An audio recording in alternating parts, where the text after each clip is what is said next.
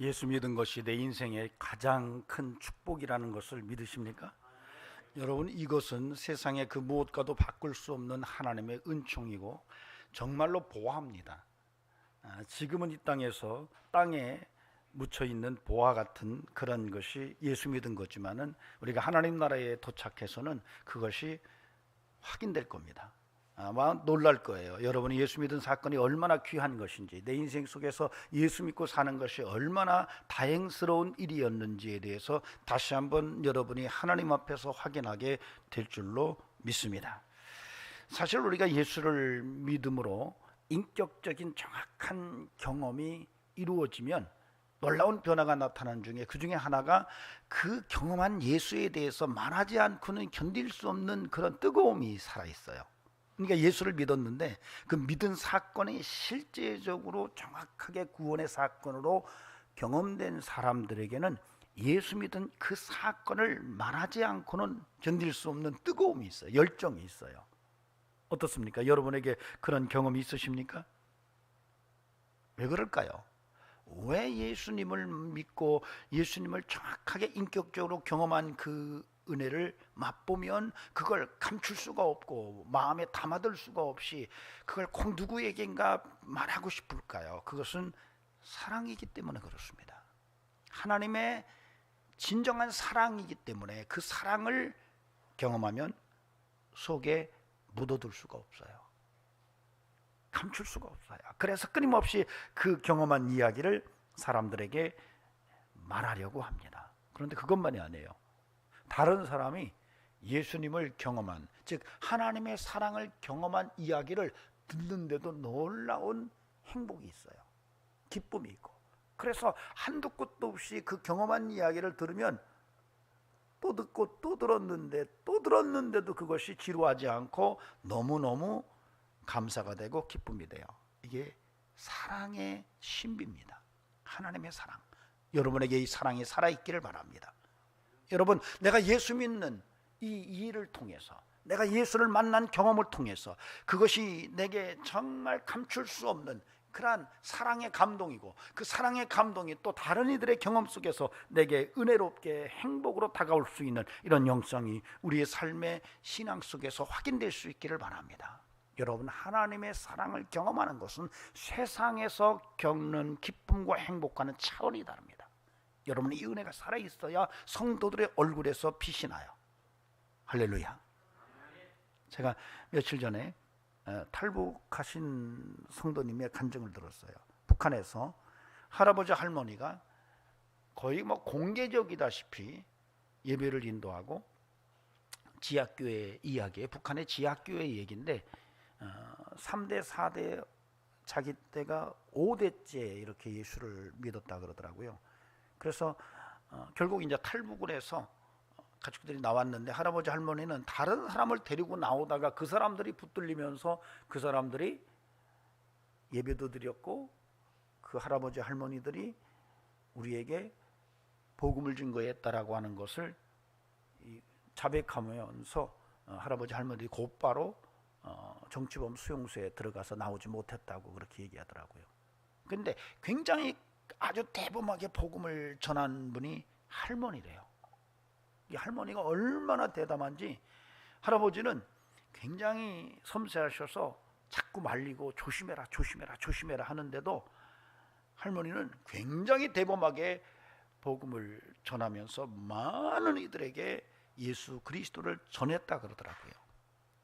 그렇게 얘기하더래요. 아마 예수의 얘기를 말하지 않고는 못 견딜 걸 그러더래요. 이렇게 예수를 믿고 나면 그 믿은 그 은혜를 말하고 싶어서 못 견딜 걸 그러더래요. 내가 그랬거든 그러더래요. 그러니까 여러분, 북한에 지금도 예수를 믿는 이유 하나만으로 정치범 수용소에 끌려가는데 그런 가운데서 복음을 받아들이고 견딜 수가 없었다는 거예요, 자기가. 그래서 사람들에게 복음을 전하면 그들도 역시 똑같은 반응을 보이는데 전하지 않고는 견딜 수 없는 이 하나님의 사랑의 경험을 말하지 않고는 견딜 수 없는 이런 심정을 이야기하시더래요. 근데요, 여러분, 이게 초대교회의 신앙인의 모습이었습니다. 초대교회 오순절 사건이 일어난 다음에 사도행전 4장 18절에서 20절에 그때의 사건 한 이야기를 이렇게 기록해놨습니다. 그들을 불러 경고하여 도무지 예수의 이름으로 말하지도 말고 가르치지도 말라니 베드로와 요한이 대답하여 이르되 하나님 앞에서 너희의 말을 듣는 것이 하나님의 말씀을 듣는 것보다 옳은가 판단하라. 우리는 보고 들은 것을 말하지 않을 수 없다 하니. 이게 무슨 얘기냐면 베드로와 요한이 성전 미문에서 걷지 못하던 한 장애인을 이렇게 세웠어요. 그 일로 인해서 이 난리가 난 거예요. 결국은 그 일 때문에 이 베드로와 요한이 이스라엘 공회에 끌려가서 거기서 변론을 하게 됩니다. 그때 이 협박을 해요. 더 이상 예수의 이름으로 가르치거나 말하지 말아라. 그 말을 들은 베드로와 요한이 하나님 앞에서 너의 말을 듣는 것이 옳은지 하나님의 말씀을 듣는 것이 옳은지 한번 판단해봐라. 우리가 보고 들은 것을 말하지 않을 수 없다라고 이야기를 하고 있어요. 여러분, 우리가 예수를 만나고 예수에 대해서 알고 있는 이 경험을 결코 우리가 마음에 감춰두고 살 수 없는 이런 존재라는 것을 초대교회 공동체도 우리에게 드러내주고 있어요. 저는 부탁드립니다. 저와 여러분에게 끊임없이 이 예수의 경험, 복음의 경험, 하나님의 사랑의 경험을 가슴속에 품고만 살지 말고 견딜 수 없는 마음으로 뜨겁게 열정으로 그 복음이 터져나오는, 그래서 생명력이 넘치는 그러한 증인의 삶으로 나아가는 저와 여러분이 되기를 간곡히 부탁을 드립니다. 여러분 어때요? 여러분 지금 그렇습니까? 한번 손들어 봅시다. 아우 목사님, 나 지금 그런 마음이 지금 뜨거워요. 정말 저는 예수 만난 사건을 감추고 살 수가 없어요. 누구 만나면 그냥 입이 간질간질해서 예수 믿으라는 말이 저절로 튀어나와요. 한번 손들어 보세요. 접니다. 그러면 다시 한번 해볼게요. 그러고 싶은 분 손들어 보세요. 할렐루야. 안 드는 사람들은 누구요? 여러분, 이것이 살아있어야 신앙생활에 생기가 넘치는 거예요. 여러분, 그냥 이런 마음을 다 잃어버리고 예배에 오면 예배가 갈수록 지루해져요. 신앙생활을 왜 하는지, 참 내가 왜 예수를 믿는지조차도 확인하기가 어려워요. 그래서 가난한 성도가 되는 거예요. 여러분, 그러므로 여러분에게 이 예수 경험한 사건이 생명력으로 뜨겁게 살아있어서 그 말을 하지 않으면 견딜 수 없는 이런 DNA로 여러분의 영성이 다시 한번 자리매김되기를 바랍니다. 여러분, 그리스도인의 DNA는 다른 게 아니에요. 여러분, 내가 만난 예수 그리스도 하나님의 사랑의 경험을 다른 이들에게 전하지 않으면 견딜 수 없는 이 뜨거움이 그리스도인이 가지고 있는 DNA예요.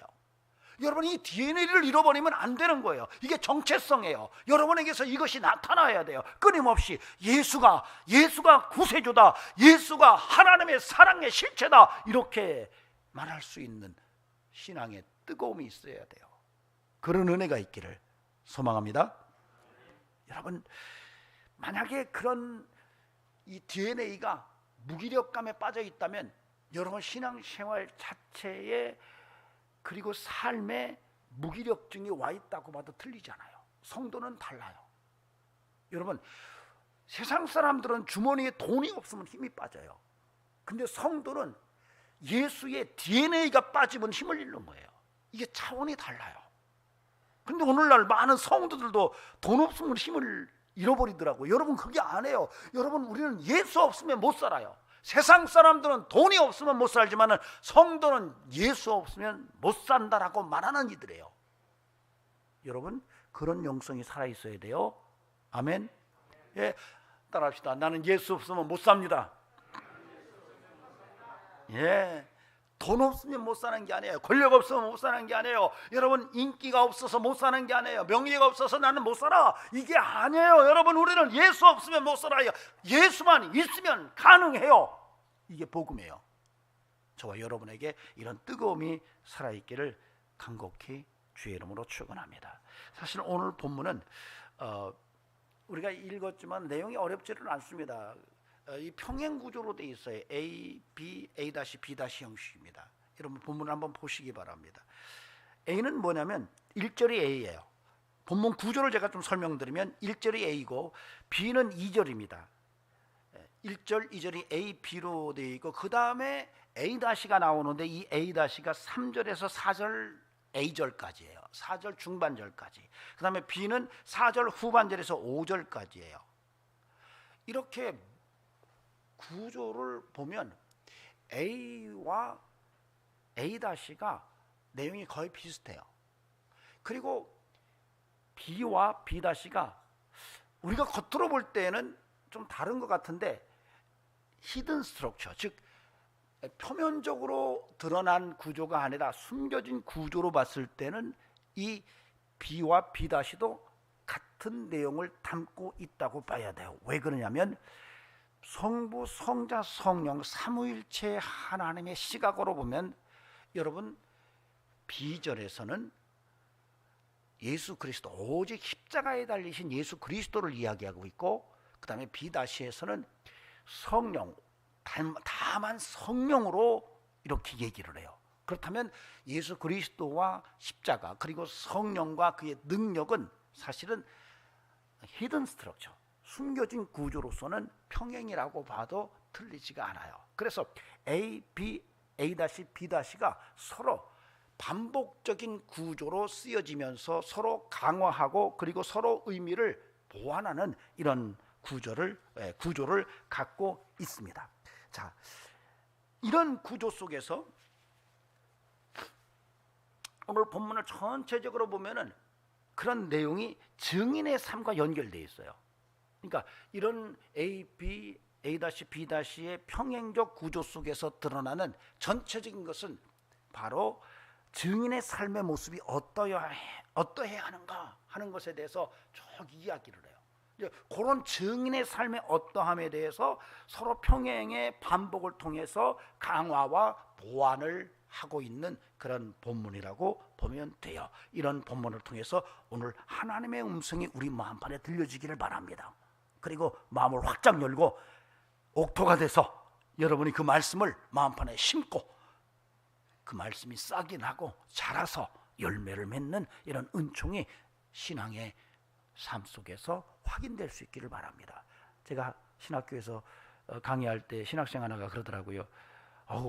교수님, 저는 요즘에 알았어요. 뭘 알았는데 그랬더니 새벽마다 하나님 앞에 나가서 새벽 예배를 드리는데 목사님이 말씀을 주시는데 늘 그러니라 했대요. 그런데 어느 날 그 말씀이 마음판에 팍 와서 화살처럼 박히더래요. 팍 박히는데 하루 종일 그 말씀이 끊임없이 마음을 찌르더래요. 이게 심겨진 거구나라고 생각이 들더래요. 그 다음부터는 마음을 열고 새벽에 말씀을 마음에 심었대요. 의지적으로 그 말씀을 마음에 심었대요. 여러분, 그냥 떨어져 심긴 게 아니라 파고 본인이 심었대요. 그리고 그 말씀을 마음에 묻었더니 희한한 일이 그 말씀이 살아서 싹이 나더래요. 그걸 경험했다고 그러더라고요. 여러분, 하나님의 말씀은 살았습니다. 심겨져요. 여러분의 마음밭에 심겨져요.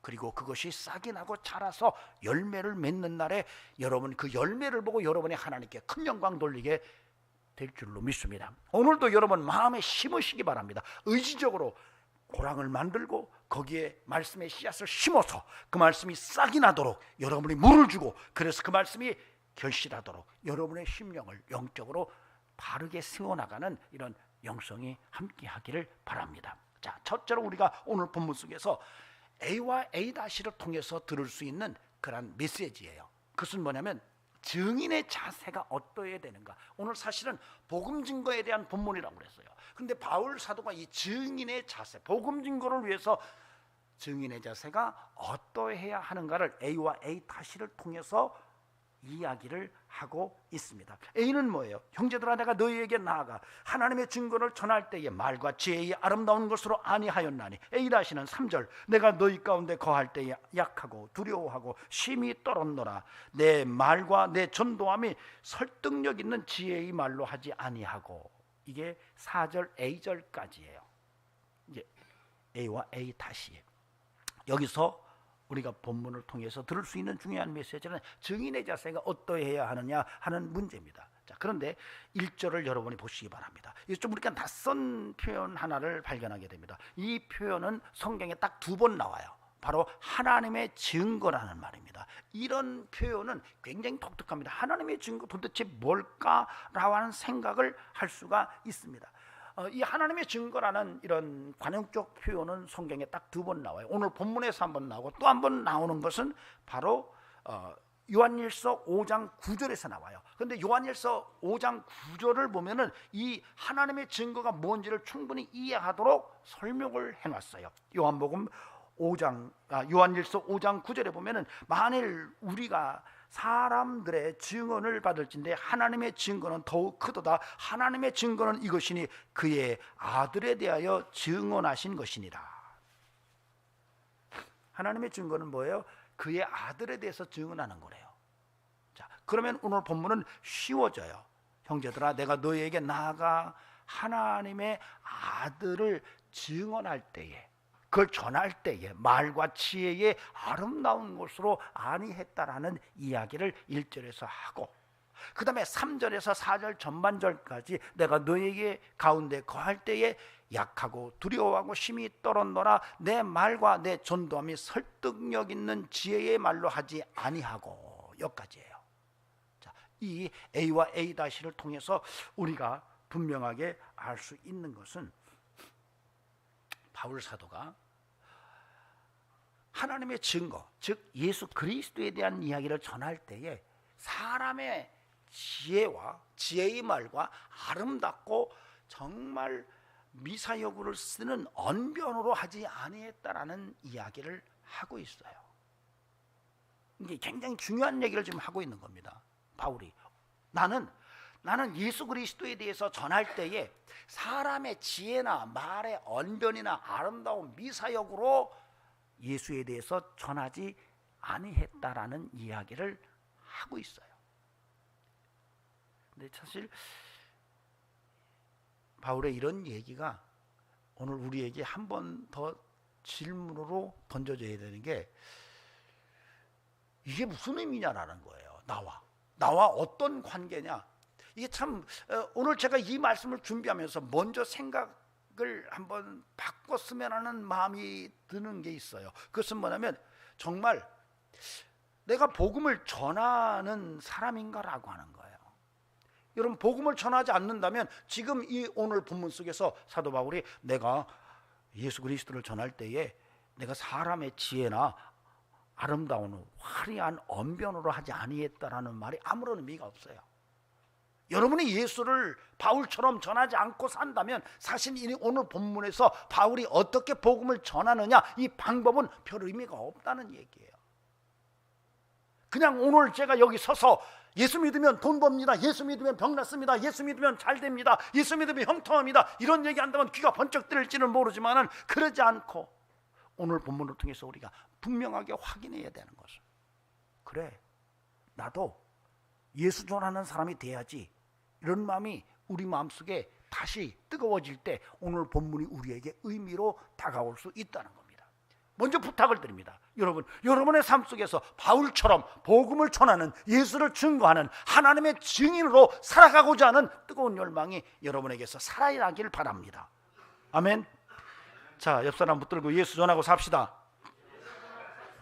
예, 여러분, 우리가 알아야 돼요. 하나님의 사명이 우리에게 왔어요. 어떤 사명인가요? 예수 전하는 사명이에요. 하나님의 증거, 즉 예수 그리스도를 전하는 이 사명이 오늘 우리에게 주어졌다는 것을 다시 한번 확인하고 오늘 바울이 말한 이야기에 대해서 마음을 열어야 돼요. 여러분, 그래서 바울은 내가 복음을 전할 때, 즉 예수를 전할 때, 하나님의 증거를 말할 때에 나는 사람의 지혜로운 언어나 아름다운 화려한 수사법으로 전하지 아니했다라고 이야기를 하고 있습니다. 여러분, 예수 전하는 것은요, 사람의 지혜나 화려한 수사법이나 지혜의 말로 되는 게 아니라는 것을 바울이 지금 분명하게 밝힙니다.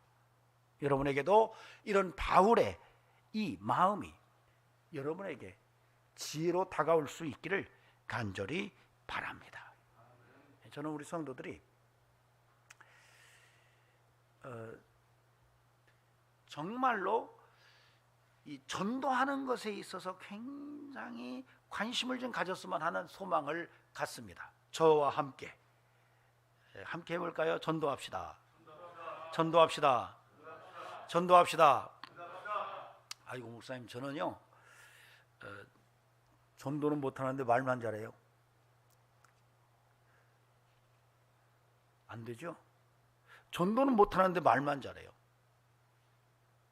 말은 잘하는데 전도가 안 돼요. 목사님, 저는 말은 못하지만 전도가 돼요. 나는 말도 못하고 전도도 못해요. 나는 말도 잘하는데 전도도 잘해요. 여러분 4개 중에 하나 고르라면 어떤 거 고르시겠어요? 어쨌든 전도 잘하시기 바랍니다. 예. 오늘 바울은 그래요. 야, 내가 예수 그리스도를 전할 때에 사람의 지혜의 말이나 화려한 언변이나 아름다운 미사역으로 하지 아니했다, 이렇게 얘기를 해요. 그런데 오늘 A와 A-에서 바울이 그렇게 말을 하는 이유를 섞어서 설명을 해놨어요. 바울이 내가 사람의 지혜나 언변으로 예수에 대해서 전한 게 아니라는 그 이유를 분명하게 설명을 섞어놨어요. 여러분, 그것을 여러분이 오늘 본문을 통해서 좀 봐야 될 필요가 있습니다. 여러분 1절을 보세요. 1절과 그 다음에 A-가 3절부터 4절 A절까지인데 이 부분에서 거의 비슷하게 쓰여졌어요. 거의 비슷하게 내용이 쓰여졌는데 서로 비슷하지 않게 쓰여진 본문이 있습니다. 그 본문이 어떤 거죠? 1절에 보면 형제들아, 형제들아. 이것은 3절에서는 그 말이 없어요. 내가 너희에게 나아가 하나님의 증거를 전할 때에 말과 지혜의 아름다운 것으로 아니하였나니 할 때에 이것이 3절로 넘어오면은 내가 너희 가운데 거할 때에 거기까지는 같아요. 그런데 약하고 두려워하고 쉼이 떨어노라. 내 말과 내 전도함에 설득력 있는 말, 지혜의 말로 하지 아니하고, 이 부분은 또 같아요.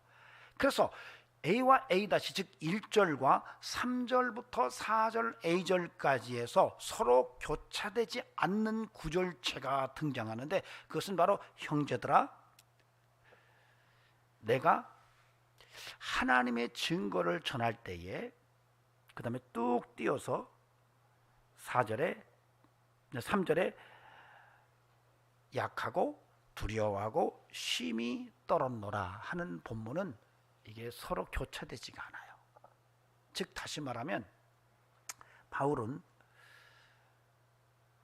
내가 정말로 복음을 전하고 예수를 말할 때 사람의 지혜의 말이나 화려한 언변이나 정말 미사역으로 전한 게 아닌데, 그런 이유는 뭔지 너희가 아느냐? 형제들아, 내가 하나님의 증거를 전할 때 내가 연약했다, 내가 그리고 두려워하고 힘이 떨었다라는 얘기를 하고 있는 거예요. 여러분, 바울은요 예수를 전할 때에 자기 연약함을 알고 예수를 전했어요. 여러분, 이게 쉬운 일이 아닙니다. 내가 연약하다는 것을 알고, 그리고 두렵고 떨림으로 예수에 대해서 말했어요. 이게 바울의 내면입니다. 바울이 평생 동안 복음을 위해서 살았는데, 예수를 증거하는 증인의 삶을 살았는데, 그 증인의 삶을 살아가는 내면 속에서 어떤 모습이 드러났냐면, 오늘 본문 속에서 바울은 복음을 전할 때, 예수에 대해서 말할 때 내가 연약하다는 것을 알았어요. 그래서 바울은요, 내가 약할 때 더 주님이 강하다는 말을 할 수가 있었던 거예요. 그리고 말하기를 내가 두렵고 떨림으로 전했다, 이렇게 얘기를 해요. 여러분, 바울이 그렇게 말합니다. 너희가 너희의 구원을 두렵고 떨림으로 감당해라. 그러니까 여러분, 우리가 복음에 대해서는 정말로 두렵고 떨리는 마음이 살아있어야 돼요. 그래야만이 정말로 우리가 사람의 방법으로 전하지 아니하고 진짜 바로 된 복음을 직접 영적으로 전할 수가 있다는 것을 오늘 이야기하고 있습니다. 여러분, 그래서 여러분 복음을 전하면서 여러분의 연약함을 인정하고 전할 수 있기를 바랍니다. 그리고 여러분 전할 때 두렵고 떨림으로 전하세요. 견딜 수 없는 마음, 용기가 있어서 대범하게 복음을 전하지만 그럼에도 불구하고 나의 연약함을 알고 그리고 두렵고 떨린 마음으로 복음에 대해서 말하는 이런 영성, 정말로 우리의 내면의 겸손함, 정말로 충성된 믿음의 모습이 오늘 우리에게 나타나야 한다는 것입니다. 이것이 바로 바울 사도가 가지고 있었던 영적 내면의 모습이에요. 저는 우리 성도들에게도 그런 은혜가 함께 할 수 있기를 바랍니다. 사실 여러분, 바울이요, 말을 잘 못했을까요? 어떤 분들은 바울이 말에 좀 둔함이 있었다라는 이런 얘기를 합니다. 그렇게 주장하는 이유가 있어요. 고린도후서 11장 6절에 보면은 바울이 이렇게 말해요. 내가 비록 말에는 부족하나 지식에는 그렇지 아니하니, 이렇게 얘기를 해요. 내 말에는 부족해, 그러나 나 지식에는 누구에게도 뒤지지 않아, 이렇게 얘기를 해요. 여러분, 그렇다고 해서 바울이 말을 못했다라고 여러분이 오해하지 마세요. 우리가 루스드라에서 바울과 바나바가 복음을 전하다가 장애인 하나를 이렇게 세웁니다. 이것 때문에 그 제우스 신전에서 난리가 나가지고 화관을 들고 튀어나와서 바나바와 바울을 신이라고 그렇게 이야기를 해요. 그때 바나바를 향해서 제우스라고 말하고 바울을 향하여 헤르메스라고 말합니다. 여러분, 헤르메스는 뭐냐면 말하는 자예요. 여러분, 히랍 신화에서 제우스의 어떤 이야기를 전하는 자가 헤르메스입니다. 즉 말하는 자예요. 그러니까 그들이 봤을 때는 말을 잘하는 거예요. 바울이. 또 바나바와 바울이 사역을 같이 하면서 한 사람은 말하고 한 사람은 뒤에서 기도했을 수도 있어요. 우리가 전도할 때 가면 그렇잖아요. 말을 좀 잘하는 사람이 네가 말해라, 내가 뒤에서 기도할게. 어쩌면 바울이 그랬을 수 있어요. 여러분, 그래서 바울이요, 절대 말이 어둔한 사람이 아니었다라는 생각이 저는 들어요. 왜냐하면 여러분, 아까 말했듯이 고린도서 11장 6절에서는 내가 말한 거예요. 바울 자신이. 여러분, 바울 자신이 말하기를, 야, 나 말은 잘 못해, 그러나 내가 머릿속에 든 건 많아, 이 얘기 할 수 있어요. 그러나 다른 사람이 볼 때는 말 기똥차게 하는 거예요. 여러분, 스데반이 성령 충만했을 때 나가서 복음을 전합니다. 그런데 스데반이 성령 충만해서 말하는 이 말을 사람들이 이겨내지를 못해요. 성령께서 그를 주장하시니까 다른 사람들이 말로 스데반을 못 이겨내는 거예요. 여러분, 그러면 성령 충만했던 바울은 어땠을까요? 여러분, 바울도 역시 말하면 여러분 누구에게도 뒤지지 않는 이러한 언변을 가지고 있었을 거라고 저는 보여져요. 그럼에도 불구하고, 그렇게 할 수 있었음에도 불구하고 많은 공부를 해서 정말 할 얘기도 무궁무진하고 멋진 비유도 들고 멋진 이야기를 통해서 설득력을 가지고 많은 사람들의 마음을 휘어잡을 수도 있었을 텐데, 바울이, 그럼에도 불구하고 바울은 끊임없이 뭐라고 얘기해요? 내가 사람의 지혜나 사람의 언변이나 사람의 아름다운 말투로 복음을 전하지 않는다라고 말했던 것. 여러분, 이것은 바로 바울의 자기부정입니다. 내가 할 수 있다는 게 아니라는 거죠. 여러분, 복음은 내가 하는 게 아니에요. 여러분, 이걸 오늘 분명히 깨달을 수 있기를 바랍니다. 내가 누군가에게 예수 그리스도를 전하는 것은 내가 해서 그 사람을 설득해내는 게 아니에요. 네. 말과 지혜의 언어나 화려한 언변으로 자꾸 하려고 하지 말라는 거예요. 저와 여러분에게 이런 영적인 은혜가 함께 할 수 있기를 간절히 소망합니다. 아멘. 예. 자, 이런 과정 속에서 이어서 B와 B-에서 설명을 해요. 어떻게 바울이 복음을 전했는지, 하나님의 능력을 드러내고자 했다라고 이야기를 합니다. 여러분, 5절 보시기 바랍니다. 너희 믿음이 사람의 지혜에 있지 아니하고 다만 하나님의 능력에 있게 하려 합니다. 그러니까 복음을 증거하면서 바울은 오직 하나님의 능력이 나타나기를 원했다는 거죠. 여러분과 저에게도 이렇게 복음을 전하는 일을 통해서 하나님의 능력이 나타나는 이런 은총이 있기를 소망합니다. 여러분, 2절 B는 2절이에요. 그 다음에 B-는 4절 후반절부터 5절까지예요. B 2절에 보면은 내가 너희 중에 예수 그리스도와 그가 십자가에 못 박히신 것 외에는 아무것도 알지 아니하기로 작정하였음이라, 이렇게 나와요. 근데 여기에서 한 단어가 해석이 안 됐어요. 가르라고 하는. 보통 가르는 지난주에도 말씀드렸지만 왜냐하면이라고 번역을 해요. 그런데 그것이 어떤 경우에는 반드시라는 말이에요. 오직 반드시라는 말이에요. 그래서 여기에서도 사실은 너희 중에 오직이라는 말을 쓰는 게 더 정확한 직역이에요. 그래서 내가 너희 중에 오직 예수 그리스도와 그가 십자가에 못 박히신 것 외에는 아무것도 알지 아니하기로 작정하였다라고 이렇게 읽으면 돼요. 자, 이것과 여기서 예수 그리스도와 십자가에 못 박히신 예수 그것만 이야기를 하겠다 이런 의미로 말하고 있는데 비다시에서는 다만 성령의 나타나심과 능력으로 하겠다 이렇게 나와요. 이것이 히든 스트럭처, 즉 밑에 흐르는 구조로는 평행이라 그랬어요. 왜? 삼위일체 하나님의 차원으로 보면은 예수 그리스도와 십자가는 바로 성령과 만나거든요. 그래서 이 본문도 평행이에요. 근데 바울이 이야기하기를 내가 복음을 전할 때에 예수 그리스도와 십자가 외에는 다른 것은 내가 알고 싶지 않았어. 이렇게 얘기해요. 뿐만 아니라 성령으로 성령의 나타나심과 능력으로. 여러분, 바울이 복음을 증거하면서 바로 오직 예수 그리스도와 십자가를 이야기하고 성령의 나타나심과 능력으로만 복음을 전하고 싶었다는 것을 이야기하고 있다는 겁니다. 여러분, 이런 영성이 바울의 영성이라면 저와 여러분에게도 이런 은혜의 영성이 살아 있기를 간절히 바랍니다. 여러분, 오직 예수 그리스도와 그가 십자가에 달려 죽으심을 전할 수 있기를 바랍니다. 여러분, 이게 놀라운 거예요. 어떤 미사역으로 어떤 얘기를 통해서가 아니라 내가 만난 십자가에 달리신 예수 그리스도 그분에 대해서 이야기하는 거예요. 그리고 여러분이 믿음을 가지세요. 성령과 성령의 능력으로 놀라운 역사가 일어날 것이라고 하는 이런 믿음의 기대감을 가지고 복음 증거의 인생을 살아가는 저와 여러분이 되어야 할 줄로 믿습니다. 아멘. 예, 정말로 바울의 이런 복음 전도의 영성이 오늘 이 시대 속에서 우리들에게도 나타나야 할 겁니다. 그러니까 바울이 아주 중요한 얘기를 오늘 하는 거예요. 왜냐하면 나는 예수 그리스도와 그가 십자가에 달리신 사건과 성령의 나타나심과 그의 능력만 내가 하나님의 증거를 할 때에 내가 말한다 이렇게 얘기한 거예요. 할 얘기가 무지하게 많을 텐데 바울은 그것만 내가 고집한다 이렇게 얘기하는 거예요. 여러분, 이것은 조금 양면적으로 봐야 돼요.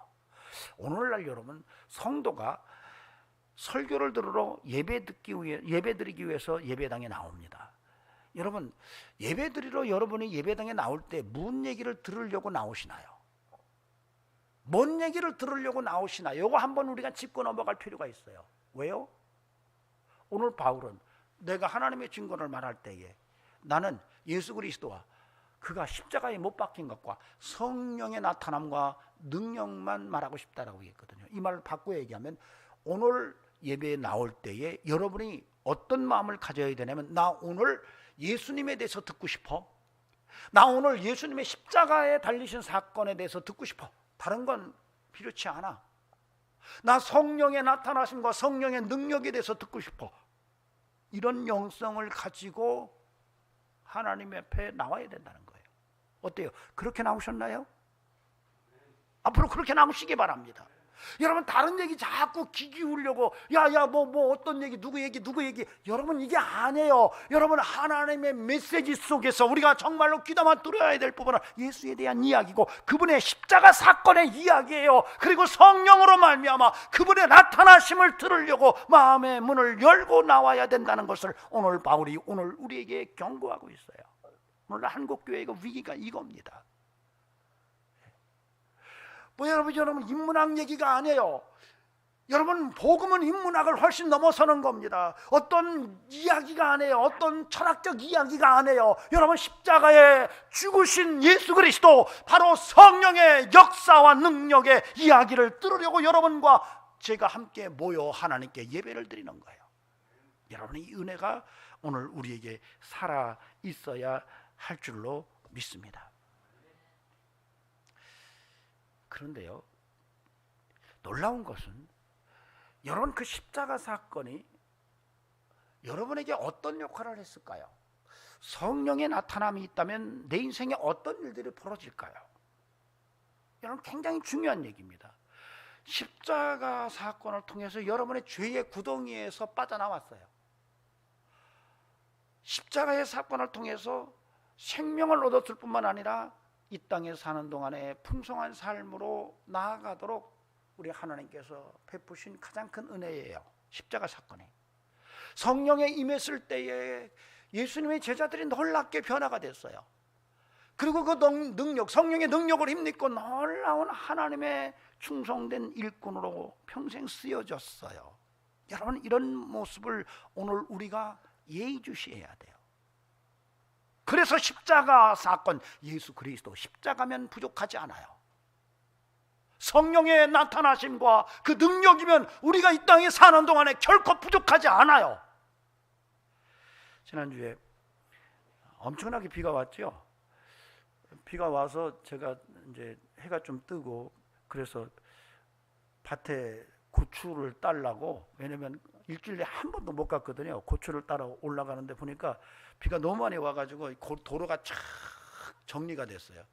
도로를 놓기 위해서 좀 해놨는데 비가 싹 끌고 내려와가지고 보니까 자갈로 착 준비가 됐더라고요. 차를 끌고 올라가면 잘 올라갈 것 같아가지고 쭉 올라갔어요.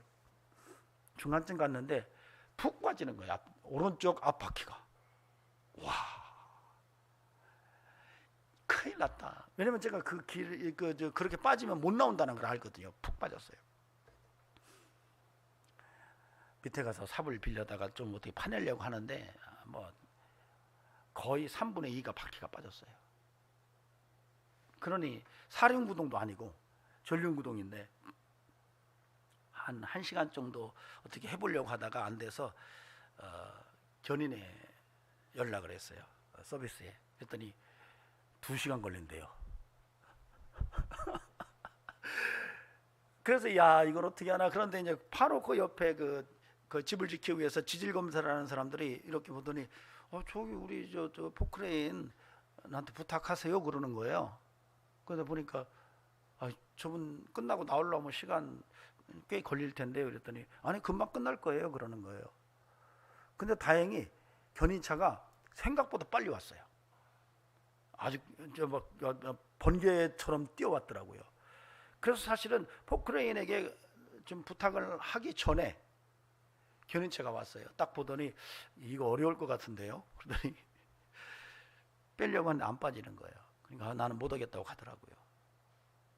그래서 야, 이거 큰일 났다. 이제 차 두고 그냥 가야 되겠구나. 이제 그렇게 생각하고 있는데 보니까 포크레인이 일 끝나고 자기 포크레인 삽을 씻고 있더라고요. 그래서 가가지고 저거 좀 빼자 그랬더니 그래요? 그러더니 한마디 없이 그냥 와서 도로 옆에 치고 다 해서 땡기는 거예요. 근데 포크레인이 끄니까 끌려 나오더라고요. 제가 그때 한국 사람들이 참 착하다는 걸 느꼈어요. 그거요, 돈 받아야 해요. 외국 같은 경우는 화장실 가도요 휴지값 돈 받아요. 근데 그거요, 막말로 얘기해서 이거 얼마 줄래요? 이렇게 하면 제가 얼마 줘야 되죠. 근데 참 재미난 것은 이분이 건져놓고 자기가 좋아해 더. 아니 건져놓고 자기가 더 좋아해요. 그래서 고맙습니다 했더니 막 웃으면서 아이 괜찮아요. 그래. 야, 한국 사람들이 멋이 이런 거구나. 여러분 그렇게 사시기 바랍니다. 예, 돈 벌 기회가 딱 생기면 얼마 줄래요? 딱 이러지 않기를 바랍니다.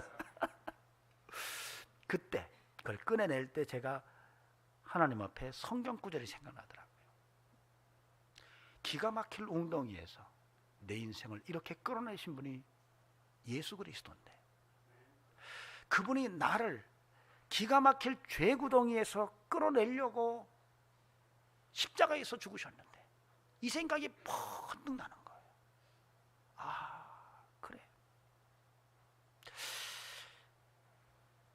그래 십자가면 되겠구나라고 하는 생각이 드는 거예요.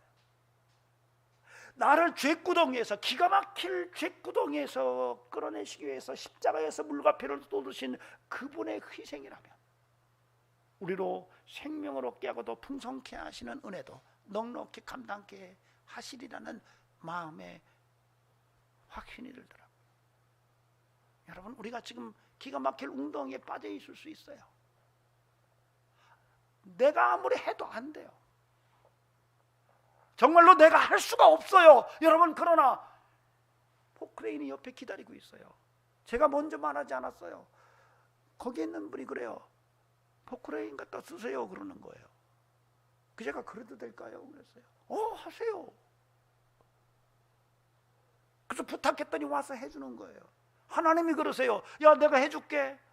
내가 더 꺼내줄까? 이렇게 물으셨어요. 그분이 먼저 오셔서 문을 두드리셨어요. 그래서 문을 열고 그분을 받아들였더니 십자가에서 나를 위해서, 나를 죄구덩이에서 끌어내시려고 죽으셨던 그분이 내 인생을 통째로 기가 막힐 웅덩이에서 꺼내주시더라는 거예요. 여러분, 이것이 복음에 놀라운 능력이에요. 이걸 바울이 지금 말하고 있는 거예요. 전처와 여러분에게 복음의 증거의 삶이 살아있기를 바라고, 전할 때에 여러분에게서 사람의 지혜나 언변이나 화려한 미사여구가 아니라 예수 그리스도의 십자가를 말하고 예수 그리스도를 말하고 성령의 나타나심을 기대하며 증인의 삶을 살아가는 이런 은혜가 있기를 주의 이름으로 축원합니다. 그리고 내 인생을 기가 막힐 웅덩이에서 꺼내실 분은 십자가에 달리신 예수 그리스도밖에 없다는 것을 믿고 십자가 붙들고 사는 그런 영성과 은혜가 저와 여러분의 신앙의 모습이기를 바랍니다. 십자가 단단히 붙잡고 날마다 이기며 나가세. 머리에 면류관 쓰고서 주 앞에 찬양할 때까지 예수는 우리를 깨끗게 하시는 주시니 그의 피 우리를 눈보다 더이게 하셨네. 십자가의 도가 멸망하는 자에게는 미련한 것이지만 구원을 받은 우리에게는 하나님의 능력입니다. 이 은혜를 붙들고 승리하시기를 주의 이름으로 축원합니다. 기도하시겠습니다. 존귀하신 하나님, 복음 증거의 삶이 멈추지 않도록 도와주시고 나를 기가 막힐 웅덩이에서 끄집어내시기 위해서 십자가에서 물과 피를 쏟으시고 죽으셨던 그 은혜를 잊지 말게 하시고 또한 전하는 자가 되게 하시고 그 뜨거움의 삶을 살도록 성령의 은혜를 주신 그 은혜 속에 우리가 하나님의 능력을 경험하게 하옵소서.